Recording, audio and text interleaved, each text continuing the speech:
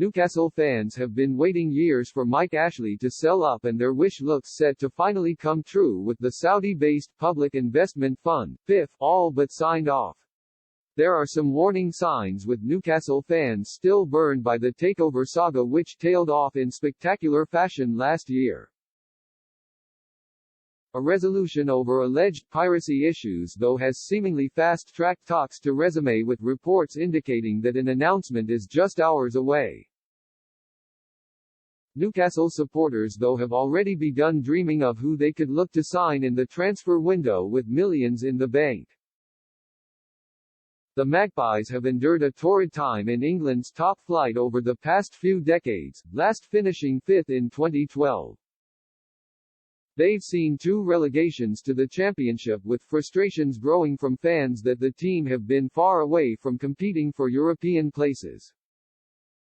That's all set to change with the money coming in from PIF, with reports stating they hold a net worth from the Gulf state worth £320 billion. Newcastle will still have to abide by financial fair play regulations, but recent activity at St James Park may work in their favour. Football London point out football finance expert Kieran Maguire's comments from 17 months ago, which claimed Newcastle had, at that time, an FFP profit of around £82 million over the past 2 seasons to the end of 2018-19.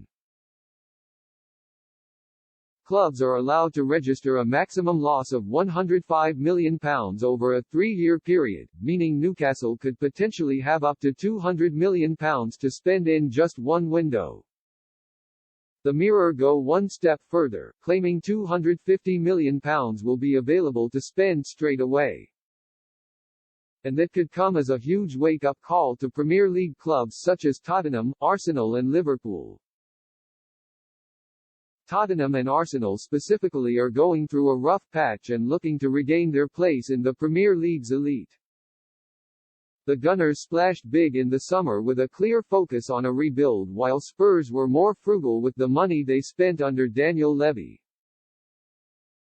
Things haven't worked out just yet for either club, but if Newcastle are able to make a splash in the transfer market and improve their squad drastically, then Arsenal and Tottenham's hopes of returning to European football will take a hit.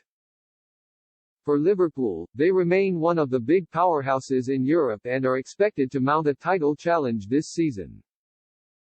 But investment in Klopp's playing squad has been minimal in recent years, and they were far behind the likes of Manchester United, Manchester City and Chelsea this previous summer. Liverpool's current playing squad have the talent to continue competing at the top, but if Newcastle become a more attractive proposition for transfer targets with the promise of huge wages, then the Reds may lose their ground. For Newcastle fans, it remains a waiting game to see what exactly will happen when the transfer window rolls around. But once the takeover is all completed, all eyes will be on what kind of business they do in January.